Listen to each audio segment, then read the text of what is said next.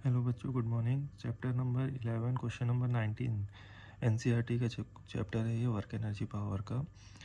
इसमें क्वेश्चन ये कह रहा है कि Soni says that the acceleration in an object could be zero even when several forces are acting on it. मतलब क्या है इसका? हमें क्या करना है? एक्सेलरेशन को ज़ीरो करना है। कब? जब सेवरल फोर्सेस एक्ट कर रहे हैं। तो सबसे पहले हम ये समझते हैं कि एक्सेलरेशन होता क्या है। एक्सेलरेशन क्या होता है? v minus you upon T, change in velocity. Change in velocity को ही एक्सेलरेशन कहते हैं। अब हम क्या बोल रहे हैं? Acceleration could be zero, acceleration zero हो सकता है। तो देखिए, एक्सेलरेशन ज़ीरो कब हो सकता है? पहली बात ये समझते हैं, एक्सेलरेशन ज़ीरो कब हो सकता है। एक्सेलरेशन ज़ीरो हो सकता है दो कंडीशन में। पहली कंडीशन क्या है? जब वेलोसिटी ज़ीरो हो जाए। यहाँ पे हम वेलोसिटी ज़ीरो करते, v की वैल्यू, u की वैल्यू, कोई भी वैल्यू अगर v की वैल्यू ज़ीरो हो जाती है, मतलब वेलोसिटी है ही नहीं उसके पास, तो ऑटोमेटिकली एक्सेलरेशन ज़ीरो हो जाएगा। इसका मतलब बॉडी क्या है? एट रेस्ट पे है। दूसरी कंडीशन ये है कि जब वेलोसिटी ज़ीरो ना हो, वेलोसिटी ज़ीरो ना हो, इस मीन्स कि वेलोसिटी बराबर हो जाए।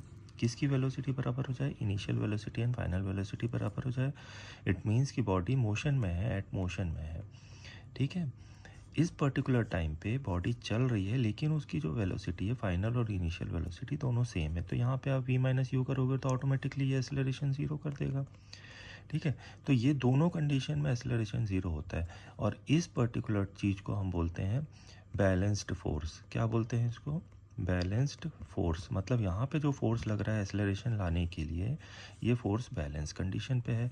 और यही है आपका न्यूटन्स का फर्स्ट लॉ। न्यूटन्स का first law, Newton's first law यही कहता है कि बैलेंस फोर्स जब एक्ट करता है तो body will be at rest और body will be at motion until and unless no external force is applied. तो हमने कोई फोर्स अप्लाइड नहीं किया। अब इसको एग्जांपल से समझते हैं। जैसे फॉर एग्जांपल, अगर कोई बॉडी, एक एग्जांपल लेते हैं, इसके ऊपर फोर्सेस लग रहे हैं, डिफरेंट डिफरेंट फोर्सेस। ठीक है, ठीक है, यहाँ से फोर्स लगे एफ एफ एफ एफ। ठीक है, ये फोर्स के कारण बॉडी रेस्ट पे है, हिली भी नहीं। तो बॉडी रेस्ट पे है तो वेलोसिटी ज़ीरो हो गई। इट मीन्स कि इसका एक्सेलरेशन क्या होगा? ए विल बी ज़ीरो। ठीक है, फोर्सेस तो लग रहे हैं, सेवरल फोर्सेस लग रहे हैं, सेवरल फोर्स लग रहे हैं, फिर भी बॉडी क्या है? रेस्ट पे है। अब मान लीजिए बॉडी चल रही थी, ठीक है, मोशन में थी, बॉडी मोशन में थी। शुरुआत में इसने फोर्स लगाया एफ, यहाँ से फोर्स लगाया एफ, यहाँ से भी एक और फोर्स लगाया F1।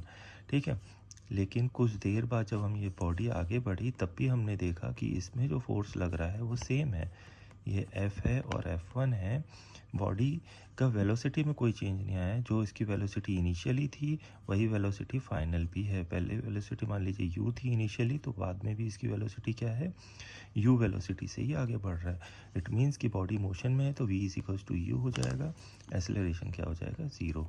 तो इसका आंसर सिंपल है कि सोनी ने पूछा था, सोनी ने ये कहा था कि क्या सेवरल फोर्सेस लगने पर भी एक्सेलरेशन ज़ीरो होता है? तो हम ये कहेंगे यस, यस। ठीक है, मतलब सेवरल फोर्सेस लगने पर भी एक्सेलरेशन ज़ीरो हो सकता है। क्यों हो सकता है? क्योंकि बॉडी क्या एक्सेलरेशन डिपेंड करता है वेलोसिटी के ऊपर। वेलोसिटी ज़ीरो भी हो सकती है, नॉन ज़ीरो भी हो सकती है, और दोनों कंडीशन पे फोर्सेस लगने पर भी, फोर्सेस सेम रहने पे, मतलब बैलेंस्ड फोर्स, ये याद रखिएगा। इसका आंसर में ये वर्ड आपको ज़रूर लिखना है कि फोर्सेस बैलेंस्ड होने चाहिए। अनबैलेंस फोर्स के लिए ये कंडीशन नहीं होगी। अगर मान लीजिए फॉर एग्जांपल, यहाँ से मैंने एक फोर्स लगाया, यहाँ पे मैंने एक फोर्स लगाया, लेकिन ये दोनों फोर्सेस अलग अलग हैं। जैसे ये चाहता है तो आपको समझ में आ जाएगा ये बॉडी इधर भागने लगेगी। इट मीन्स कि ये बैलेंस फोर्स नहीं, अनबैलेंस फोर्स है। ठीक है, तो यही है इसका आंसर। ओके।